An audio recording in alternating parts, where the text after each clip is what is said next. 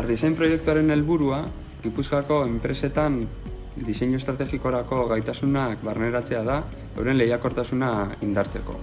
Diseinuak pertsonen beharrizanak berrikuntzaren zentroan kokatzen baititu. Elkardisein proiektuaren bigarren edizio honetan, Laboral Kutxa, Logikaline, Galbaian eta Auzolan enpresek hartu dute parte. Prozesu parte hartzaileen bidez, enpresa bakoitzak pertsonetan zentratutako diseinuaren gaitasunak garatu ditu, beren berrikuntza prozesuak transformatu ditu eta zerbitzu berritzaile bat garatu du. Proiektu hauetan ikasitakoaz baliaturik, Elkardisein eskuliburua sortu dugu. Eskuliburu honek hainbat eredu biltzen ditu, Gipuzkoako beste enpresa batzuek ere diseinu estrategikorako gaitasunak sortu ditzaten. La idea surge de una necesidad de mercado e irrumpe en el mercado un proveedor que su producto tiene elementos de diseño y comienza a captar clientes tanto nuestros como de otros competidores. En Auzolan siempre hemos apostado por ofrecer un producto a medida y el diseño nos ayuda a conseguirlo. Los beneficios que obtenemos del diseño es que nos ayuda a captar nuevos clientes y a fidelizar los clientes actuales.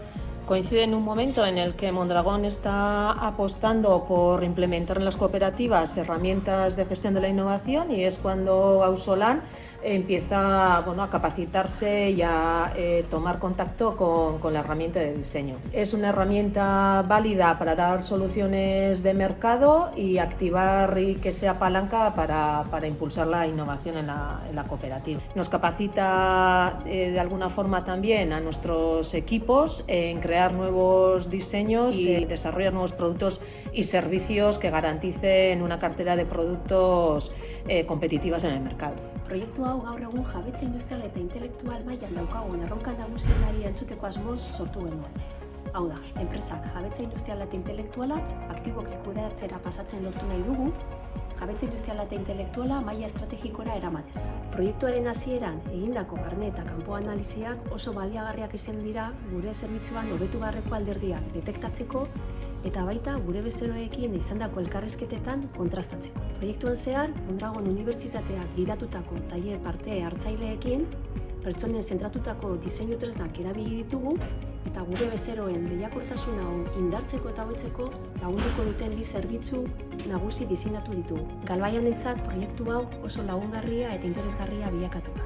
En su día, cuando arrancamos con todo esto del diseño, pues teníamos una idea de que se centraba en la aplicación, en las herramientas, en diseñar una pantalla usable para los agentes, para poder dar bien el servicio. Pero una vez que hemos adentrado y hemos analizado y hemos trabajado sobre ello, nos hemos dado cuenta de que es una forma de trabajar, una forma de hacer. Porque el diseño no solamente está en las herramientas, está en el modelo de comunicación, en el modelo de gestión, en las aplicaciones que estamos usando, en ver dónde trabajamos mejor y dónde podemos mejorar. O sea, al final ya no se trata de diseñar algo, sino de poder desarrollar todo un proceso que se adapte a las diferentes unidades y a los agentes, en nuestro caso, que van a dar ese servicio. Bezeroa betidanik izan da Laboral Kutxan ardatza. Horren erakusle Estiga bezalako erakundeek egiten dituzten merkatu azterketetan banketxe bezeroengandik lortzen ditugun balorazio nabarmenak. Baina dena den gaur egun hori ez da nahikoa. Bezeroak zerbitzu egoki bat baino gehiago espero du. Eta horretarako esperientzia gogangarriak eskaini behar dizkiegu bezeroei.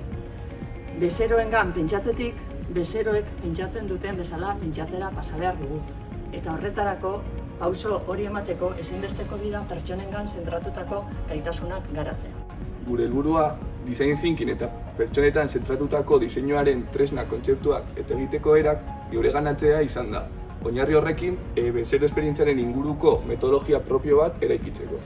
Ariketa praktikoetatik abiatuz, lehenengo eta behin, bezeroentzat garrantzia duten bi zerbitzu hartu ditugu. Gero, Customer Journey Map eta Blueprint bezalako tresnak erabiliz, bezeroen bizipenak sakonki ulertu ditugu. Eta bukatzeko, beraien esperientzia horiek hobetzeko proposamen batzuetara iritsi gara. Bezero gukin harremanetan jartzen denen, bere bizipena oso baldintzatuta dago da, ez bakarrik guk ematen dion zerbitzu batik, baita zerbitzuei nola ematen diogun ere.